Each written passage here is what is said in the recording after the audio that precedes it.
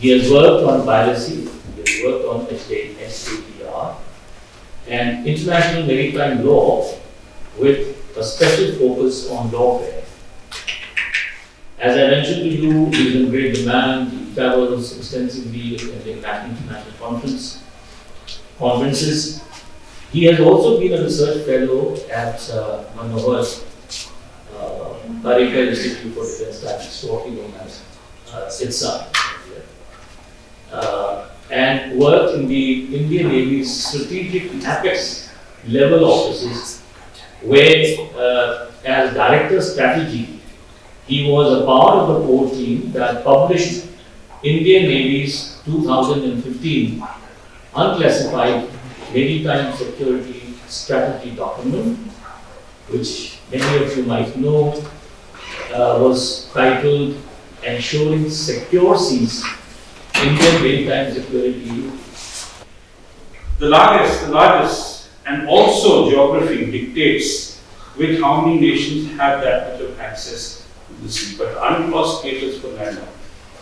We have 3 landlocked nations in South Asia: Nepal, Bhutan, and Afghanistan. And I will show you the role they play UNCLOS and why it is something that we should start looking at. Then, of course, is the issue of resources. You have the Sustainable Development Goals. Number 14 is life underwater. But when you look at all of them put together, all of them have an intrinsic connect with the maritime. There's an example that when we were as an energy report, that if you have a landlocked industry, let's take Jabalpur, which is supposed to be the center of India, and you have a factory. Your raw material comes from abroad, it will come via the sea. Your products are exported, they will go via the sea. If you are not cautious, careful, your pollutants will enter the earth, and by some method they will reach the sea. So that is the connect that even the hinterlandmost nation of cities in India have. Let me give you an example. I was talking to the African diplomats a couple of years back at the Sushma Swaraj Foreign Service Institute. And we had this lady from a landlocked nation who knew more about UNCLOS than all of us put together, because she said that my country's existence and economy is because of the oceans. Malawi. So that is something that will gain hope, I think, with time to come. We cover that in detail, but resources sustainable exploitation is the buzzword. Do we have legislations to do enough in South Asia? All the nations put together, how much of an effort are we putting to ensure that the nations, oceans, which is also called the fount of all life in the world, remain sustainable, and therefore humankind or mankind can continue. Then the high seas, you have competition and you have resources, so you now have something called the High Seas Treaty, which is yet to come into force, but we have a look at. Regional organizations, there are many. BIMSTEC, IORA, BRICS now is expanding. There are so many of them. SARC is another. What is their effectiveness? How much willingness are the nations who are members of all these willing to push these organizations forward, given the commonality of focal areas that cover all aspects of maritime, whether it be the focal area of maritime safety and security with IORA or with BIMSTEC or with any of these. Blue economy. So the example I gave you about Jabalpur is something that fits blue economy. The problem with this term is that nobody has there is no universally accepted definition. So a lot of nations talk about ocean economy, they only look at resources. Nobody looks at the worth of maritime trade that transits the ocean. And I will give you an example of India's oil trade. Just bear with me on that. Governance. Again, governance is 2 types. What is the nation's legislation in force that is aligned with international conventions or understandings or occupational order? 1. Secondly, can you actually enforce it? UNCLOS cannot be enforced to the gentleman's understanding, but the High Seas Treaty is coming out of the legally binding place. The change in thought process that you need to have. Whether some nations like China decide to agree upon it, everybody has their own interpretation, and there are differences between how South Asia as an entity looks at certain articles of UNCLOS vis-a-vis the Western countries. And then is capacity and capability, individual, and what is the aggregate. Individually, if a nation does not have the capacity, capability to enforce governance, to ensure sustainable development and exploitation, then we need to look at it as the world. Having said that, I'm a naval officer, so the compass comes eventually. If you don't show me a compass, I'm lost. I don't know where to go. Alright, so I thought that I would look at 4 cardinal points. So the first is maritime governance. I've already given you a little introduction on it. Second is capacity and capability, because this second aspect is something that guides the balance. And then you have the issue of convergences, cooperation, and interoperability. These are all, again, depending upon how the nation looks at certain issues, what are the convergences, do you have the capacity and capability or not. Last, I will look at parliament, which influence all this in thought process. I just thought I'll put this out there. 4 cardinal pointers. So let's look at maritime governance. And let me give you the example of UNCLOS since we touched upon it. Right? As I mentioned, we have 3 landlocked nations. What is their status insofar as UNCLOS is concerned? So let's put the base correct. So you have the main document of UNCLOS. You have 2 implementing agreements, Part 11 and what is called the Fish Stock Agreement. The third yet to come into force is the High Seas Treaty, which looks at conservation of maritime resources in areas beyond national jurisdiction. So the high seas that are still called the Wild West, but let's see how many sheriffs can put some order into this area. So let's look at the UNCLOS and the Part 11 agreement. Apart from the coastal states, the maritime nations of this region, Nepal ratified UNCLOS in Part 11 on 2nd November 1998. Bhutan signed the UNCLOS, the main UNCLOS document in December 82 and signed Part 11 agreement 16th November 1994. And Afghanistan signed on 18th March, the years were there, and also. So you have one nation who ratified and the rest were signed. And the rest everybody has sort of ratified.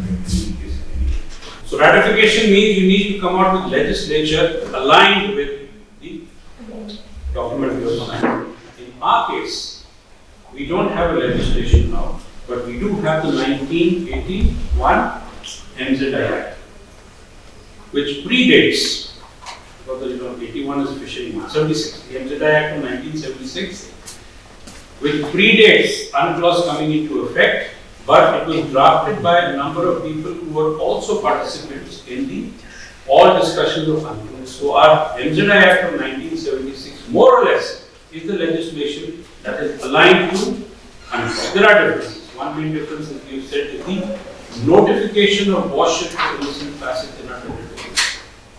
The initial draft said approval, but then same, I think same since prevailed, said we just ask for notification. That's good enough.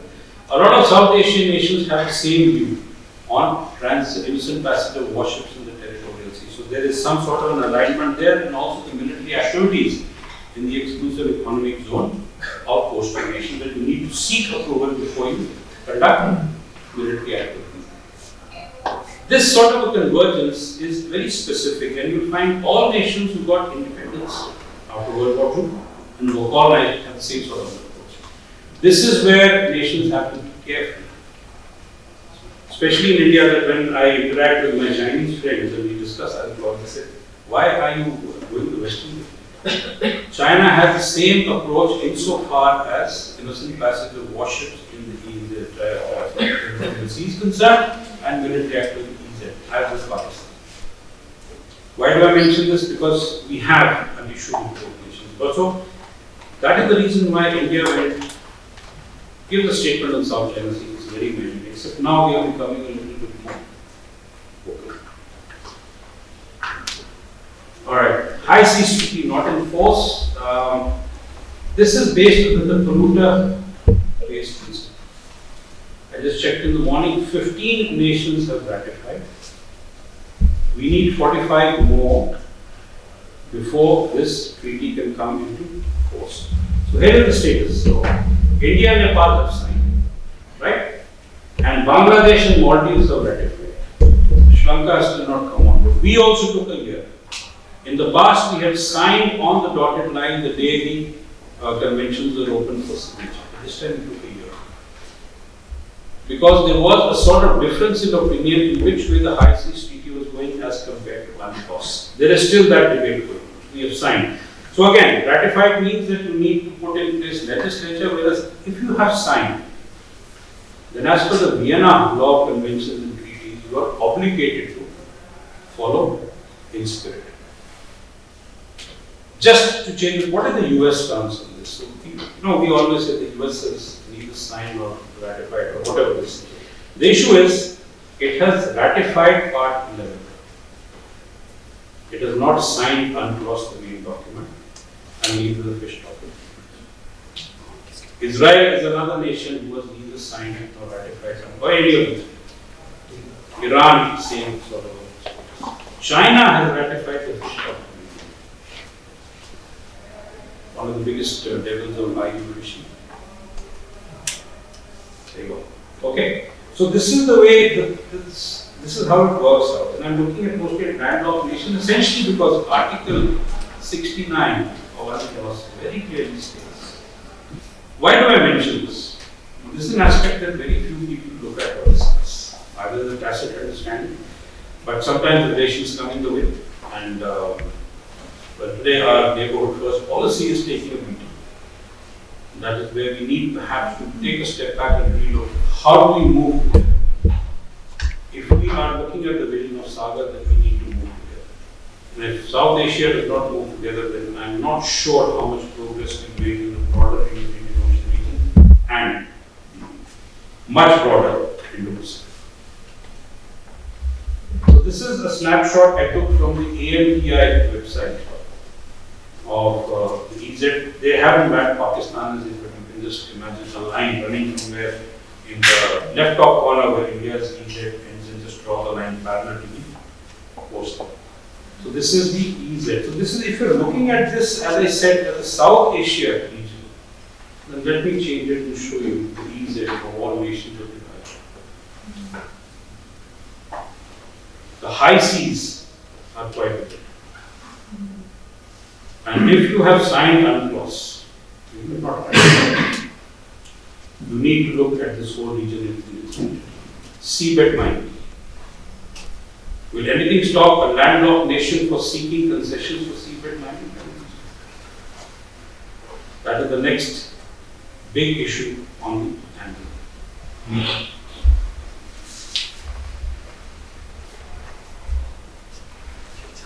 So let me take you to the next cardinal point. Capacity and capabilities. The ability to acquire, number one. Whether you buy it or however you do it, first of all to absorb it. Do you have the capacity to absorb? Develop on your own. Right? Train your manpower for your people. Right? And maintain and uphold. Legislation is also part. To my mind, these words each have a different meaning. Nations may not have all of them, but if you have a majority of them, then you are somewhere there in capacities and capabilities. Legislation you already covered. So for nations who are unable to say draft a legislation or find it difficult to navigate the path of international conventions, and between all 7 of us, we should be able to develop a legislation for that particular country. Why? Because then it is aligned with the thought process of South Asia, if you would like to think that there is one. Technology.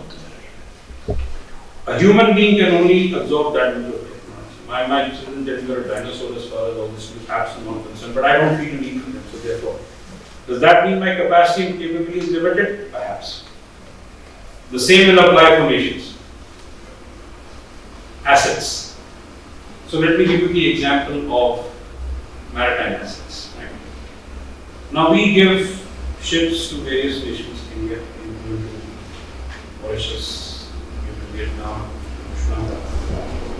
So that is the capacity part. But if we don't take up the issue of capability, maintenance, training, exploitation, then it becomes limited. So that many assets, how many assets can a nation sort of afford in the overall picture? HR, human resource. What is your human resource index? Do you have the numbers? Are you able to teach them or train them the right talents which are needed for capacity and capability developed insofar as the maritime domain is concerned? This stretches from science, research, development of technology, underwater unmanned vessels, you name it, you touch anything and this aspect will jump right at you. Then of course, you have money. Those of you who are investing in the stock market and mutual funds, we're all in the same boat. There's a nosedive insofar as the financial environment is concerned, therefore the money also takes up. And as I said, the US has everything, including a Trump card right now, so they're going to stop all sort of aid, and then this perhaps adds to the problem. So this is an issue we need to tide over. But there are certain natural imbalances. The largesse of geography and the integration of nations, and you've got independence. So there are a lot of nations who have large EZs and but a small landmass. And this is where cooperation between all nations can come together. India does its part, but then other nations also need to sort of step in and assist the smaller island nations. Population, again, this is a direct correlation with HR. You have the population to do as much as you want to do, especially when you have a large maritime environment or a domain. Smaller island nations in the Pacific and the Indian Ocean region are perfect examples of all of this. Size and nature of neighboring states. So, smaller nations have a tendency of getting overwhelmed by larger nations. So, if in South Asia, India is, just to borrow a term from the past, big brother, okay, then perhaps it's an important role we need to play in assisting in capacities and capability. But we need to sit where that nation sits. And I'm very fond of giving this example of Comoros. 4 islands, 3 with Comoros, and Comoros says the 4th one is still under French occupation. So therefore their strategic outlook is limited. If you don't understand that strategic outlook, then whatever help you give will have no value. So you need to sit and understand what is the strategic horizon of the nation. Fulfill those demands first, and then look at the next step. And the degree of reliance on larger nations, especially extra-regional. And I will cover that a little bit in part dynamics. So let's look at convergences, cooperation, interoperability, first and foremost in the degree of trust. So let's ask yourself a question. You will have to come out with your own answers. What is the degree of trust between South Asian nations? 1. What is the convergence of threats, risks, and challenges? What is a threat to one particular nation may not be a threat to another nation. So how do you talk about it? Do you come down to calling it a risk or a challenge? Then you talk, so the other nation will then understand where you're coming from. Stable neighbors, very important. We in South Asia, we cannot afford to have instability anywhere else. We come to that, it impacts the whole region. Then balancing of capacities and capabilities. Again, if there's a nation who does not have a capacity and capability and does not have the ability to absorb it, then you can't force it on it. You need to cover their base. Equitable leadership roles, rotating chairs. The Indian Ocean Naval Symposium has one, BIMSTEC has, Parmar has. But when you have a smaller nation in the chair, it needs all the support it can get, especially to stand up against the pressures that may come, especially from extra-regional parts. Strategic autonomy, well, if we believe in strategic autonomy, so does everybody else. So we have no ground to get annoyed with another nation if they exert or they follow the principle of strategic autonomy. Look at the advantages that come out of this. So what are the advantages of interoperability? And this is something we looked at when we wrote the IMSS 2015 under the third concept strategy of shaping a favorable and positive maritime environment. Sagar had just come out, so around that base we built third consent strategy. What we did, we just put everything that we've been doing for the last 3-4 decades of helping our neighbors or developing a favorable positive maritime environment. The first is it showcases projection of capabilities. People get to know what your capabilities actually are. One, it aids honing of operational skills. You build that particular capability. Provides opportunities to imbibe best practices. There are a lot of lessons we have learned in working with Sri Lanka, Bangladesh, Maldives, all around. Do you imbibe those best practices? How do you better them? And then, of course, you enable talking and aids benchmarking of capabilities in a benign international environment. We'll give you the example of the Chinese. So when China sent its anti-piracy escort force for the first time in 2008, they had a legal officer on board. I've had the fortune of meeting him 3 times. Very good English, knows how to write a paper, and knows international law practice. But he was not from the Navy. His initial grounding was running after drug runners on the China border in the various Southeast Asian nations. But he was handpicked, sent to Russia. Then he was sent for international law courses and was sent to the first legal advisor of the first anti-piracy escort force. 1/3 of the officers and sailors of those ships were trained in English. 1/3 of each piracy escort force was defeated. What was it? They were learning from the international environment, their interactions with nations. So yesterday I read a report that the 46th anti-piracy escort force, after 6 months on station, went around the world. They were out of base port for 339 days. It speaks volumes of confidence levels, imbibing best practices, confidence in their capacity and capability. Ships will break, which means they have a logistics supply chain. Before that, the longest time they had was sometime in, I think, 17th, 18th anti-piracy escort force. There was 302 days. They were out of base. There was dissonance. And the last is develops trust, develops mutual mutual friendships and partnerships. This is the advantage of this cardinal point if we do it forward. Let me get back to now. Power dynamics, and I'm going to look at transitions and balancing. And those of you who are familiar with this diagram, Kugler and Organsky, 1958, around that point in time, the inverted power transition pyramid. I removed colonies, which is the last because colonies don't exist. So you have these 4 levels of nations. You have the black line that divides between satisfied and unsatisfied nations. Black line is not fixed, it moves depending upon the region you are looking at. So let me give you an example for the globe, and let's see how we can apply it in this region. Let's say we put the US as, I would call it, dominant nation status. Not a dominant nation, but the status is based on its alliances, the strength of its alliances, and the strength of its strategic partnerships. Another example, since Quad is in the flavor of the century, Baki 3 members of the Quad, you are somewhere between middle to great powers, you are satisfied, you are slowly moving up the ladder. And then you have China, wants to cut across, displace the US, and letting at Russia. So the good points come from this left side, and the bad points that impact the world where you have this sort of a power transition. You can apply this in the IOR, you can put the concerned nations where you think they are, and then you may have a possible solution to look at where are the problem areas and where do we have them. I just thought I'd share this with you. So instability, let me get back now. So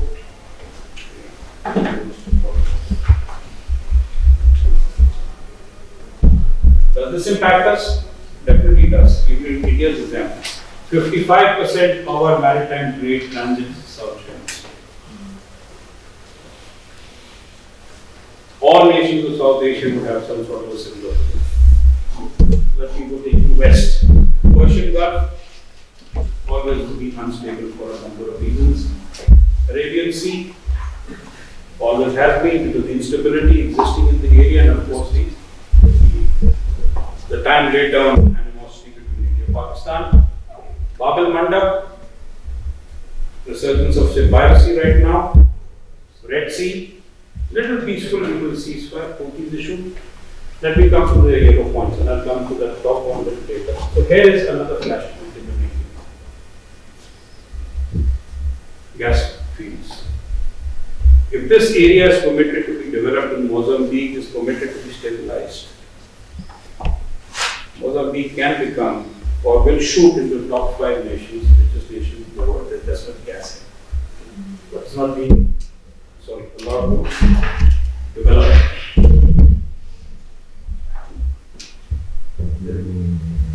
So this is a potential flashpoint, and I'll explain to you why when I look at how Lloyds looks at it. Maldives, we gave space to Maldives to maneuver. Coming back on track, the relation with India Maldives, but it was a bit of an issue. Sri Lanka before that, again, as I said, we cannot afford to have any instability in this region. And the threat there is not only for Bangladesh as of today, but also for Myanmar. As I said, instability on land will find a way of instability. And if the Bay of Bengal was considered one of the most peaceful maritime areas in the world, then the present situation could perhaps in time be rated, and I'll show you when we look at insurance issues. Okay.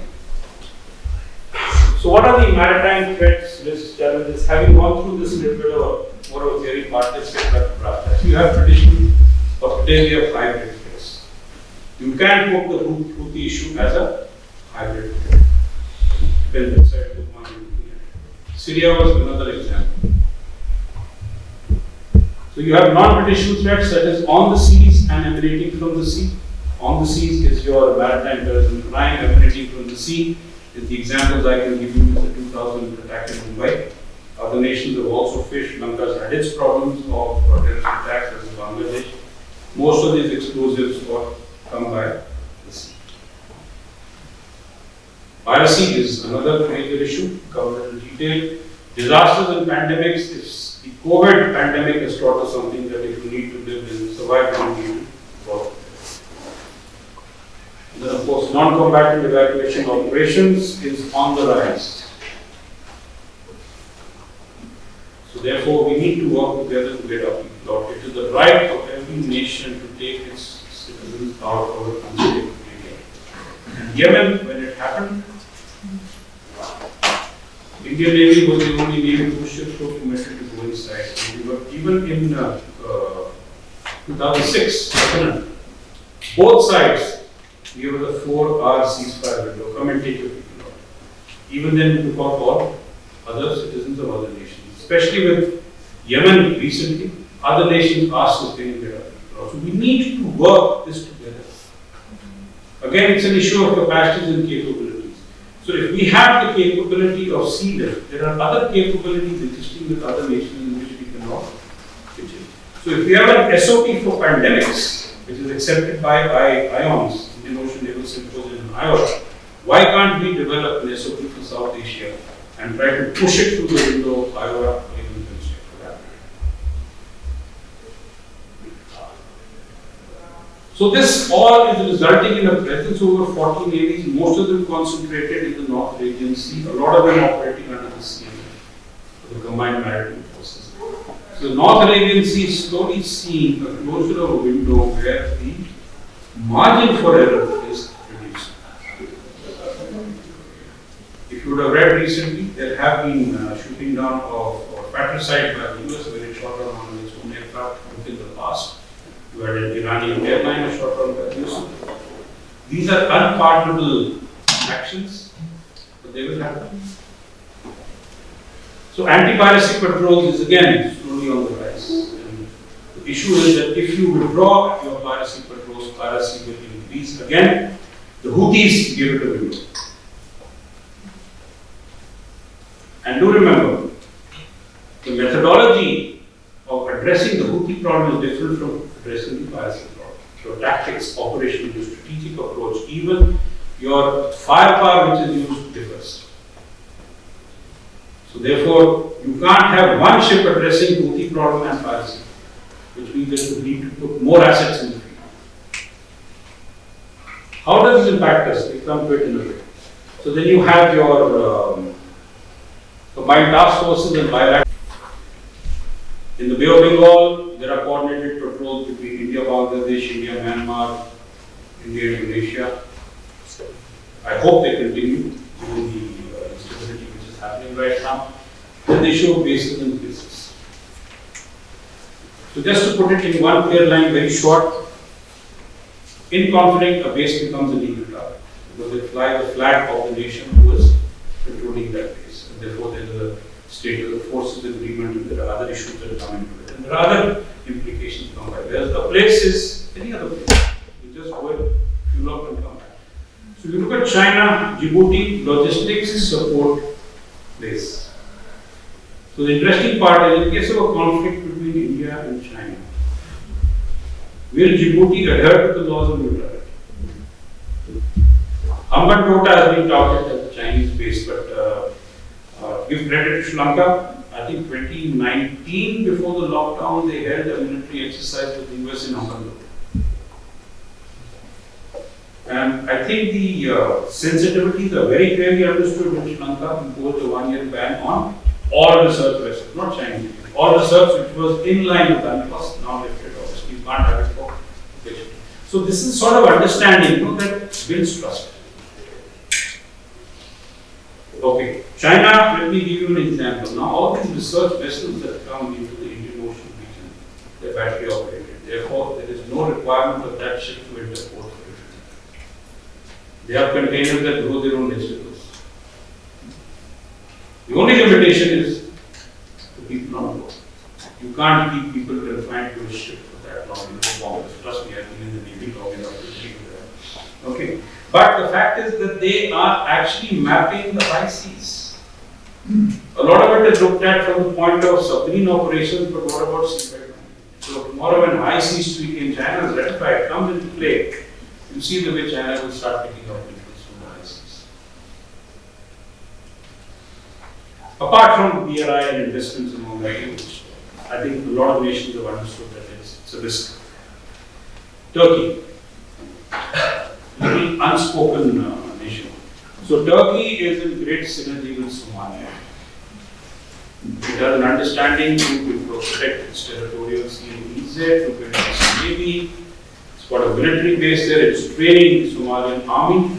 It is also looking at a missile firing area in the Indian Ocean region, because it does not have that in the Mediterranean or its own maritime. So we have a firing sort of access where we test our missiles in the Bay of Bengal and we come out with notices to mariners. If you follow the firing practices of India from, which is now of course was earlier Wheeler Island, named after Abdul Kalam Island, Somalia is looking at that. It also has inroads into defense economics of various nations. We all know Turkey's stance vis-a-vis India in international forums. So this is another issue that needs to be. Today it is Somalia, tomorrow it can be any other nation. Diego Garcia, just to give you another example, the US point of view on Diego Garcia no longer being a BOI deal that the Chinese will come in. But recently the Mauritian Prime Minister made a statement that the US base can stay, even if the land comes to Diego Garcia will return to Mauritius. Win-win situation, Mauritius will run rent and the US will remain in this region. But this is an issue. So we need to start looking at other powers who are slowly coming into this region. So the alphabet soup of organizations, how effective are they? If SARC is, as people say, dead, how much progress has BIMSTEC or even IRA made on certain issues? So most South Asian nations are members of IRA, members of BIMSTEC and various other organizations. If we can work together, what you can push through in one organization, you should be able to push through in another. India takes over IRA chair this year. With chair of IRA, there are a lot of things that can be done. Last is minilaterals. So the number of minilaterals in this region are actually, apart from the Colombo Security Conclave, more of them are regional powers. France, India, Australia, Indonesia, ITU. But the Colombo Security Conclave, since its its inception has done a lot of good work.